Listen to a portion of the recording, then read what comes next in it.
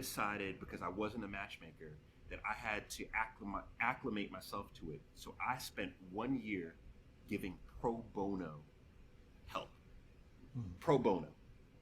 Full-fledged matchmaking pro bono. Right? Wow. I'm talking about no With your fee. wife's backing. With and your wife's everything. backing? Oh yeah, pro bono. Yeah, pro bono. We were like, because this is what we realized. We had to truly learn the art and the science of matchmaking. And what I saw what a lot of matchmakers were doing is they were charging super high fees, and they didn't understand the nuances of attraction or how to make a connection. So we did 1 year of free. Now, let me tell you how this ended up changing my life. Actually, because I did that is probably one of the reasons why I'm talking to you two today. So I did that for free, and I worked my ass off. Every person who came through the door, I worked diligently for. Okay, so I did that for the first year.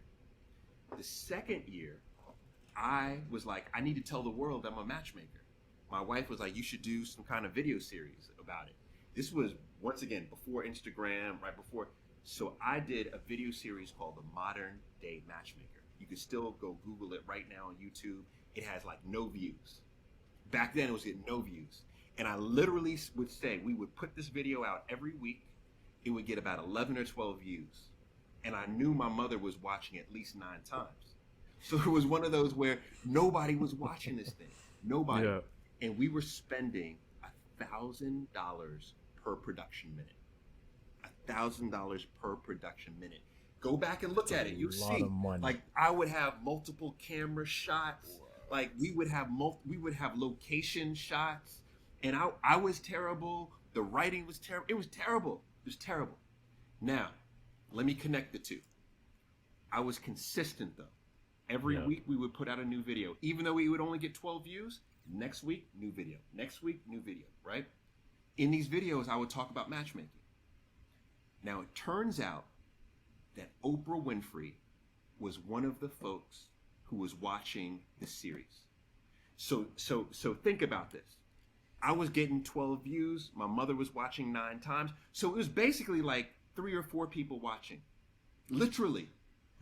One of the people watching was Oprah, who ended up giving me a TV deal, which ended up elevating my business, putting me into the TV space, and changing my life forever. Just elevate your whole profile, boosted up your stock. Everything. Validation, everything. Yeah. But now let me connect the two.